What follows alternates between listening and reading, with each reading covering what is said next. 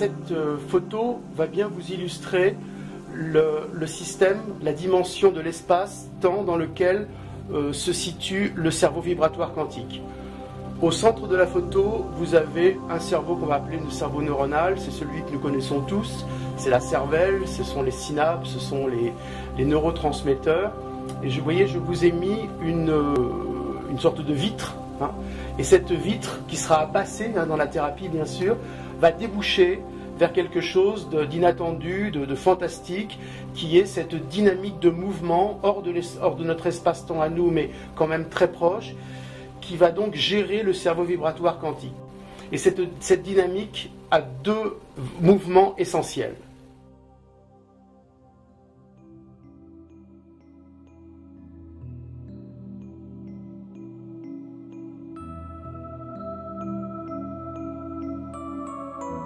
Le mouvement donc, qui est dessiné à gauche, c'est le mouvement de la méduse.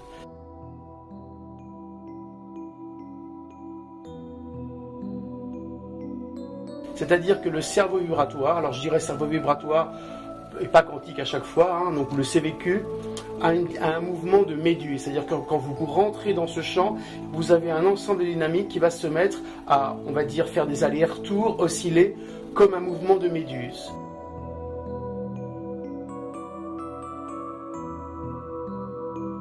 C'est le premier mouvement à sentir, et le deuxième sera le mouvement à droite, qui sera le mouvement des ailes d'oiseau.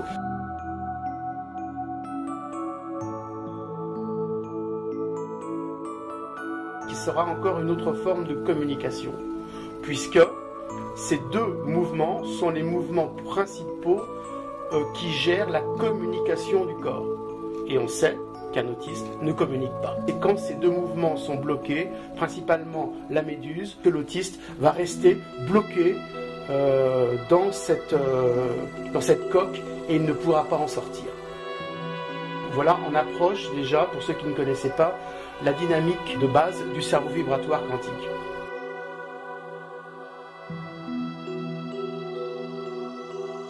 Une deuxième image qui va montrer par rapport à la physique quantique, puisque pourquoi quantique?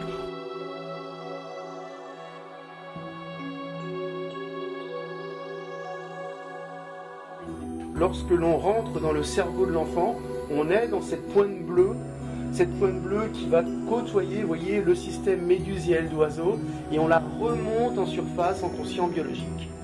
Et une fois qu'elle est remontée, en général, tout s'arrange.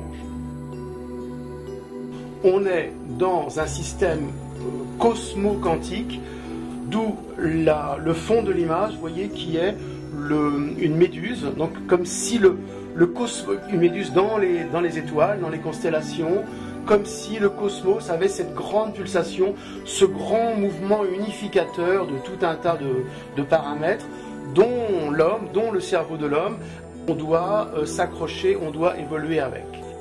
Et donc ça ouvre un peu le champ de l'homme à des dimensions qui lui sont supérieures et avec lesquelles nous travaillons, on va dire, quotidiennement.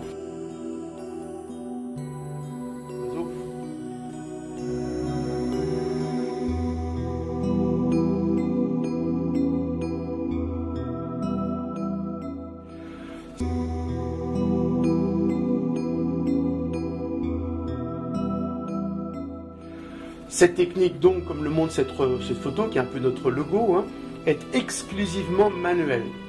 Il n'est pas question de se servir de quelque appareil que ce soit, de quelque langage non pratique. Non, c'est une technique de puissance manuelle qui permet de rentrer dans le cerveau. Donc c'est uniquement manuel. Le cerveau de l'autiste, donc, qui est mis au milieu et qui gère le cerveau neuronal, donc c'est ce mouvement méduse, lorsqu'il est bloqué, les manifestations de l'autisme apparaissent. Je vous dirais que l'autiste est quelqu'un d'hypersensible qui manifeste par les symptômes ce blocage.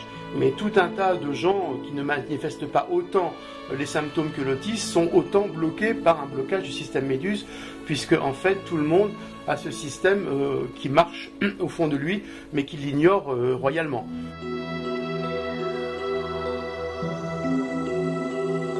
L'autiste est un ultra sensible qui manifeste ce blocage. Donc, le cerveau méduse est, comme je vous l'ai dit tout à l'heure, le premier outil de communication de l'individu. Donc c'est le cerveau qui communique.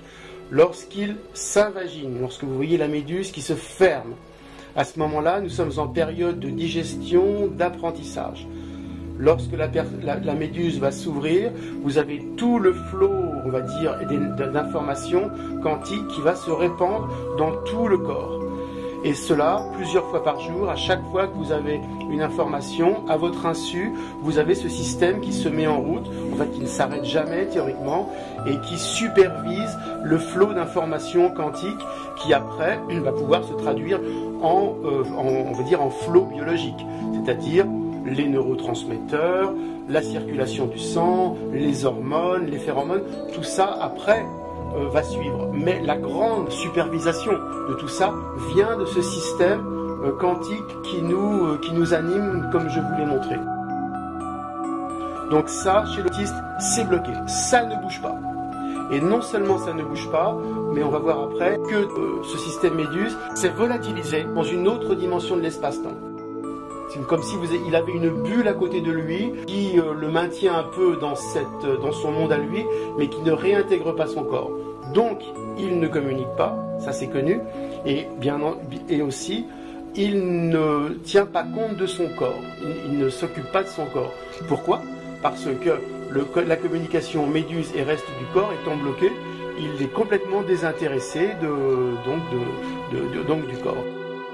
Communiquer à la fois la puissance qui gère l'être humain, la puissance que j'espère pouvoir vous aider à ressortir de votre conscience si vous adhérez à ce système, et également la puissance pour nous bioticiens qu'il faut mettre pour sortir, arracher l'autiste de ce monde qui est vraiment souvent dans des dimensions très très lointaines.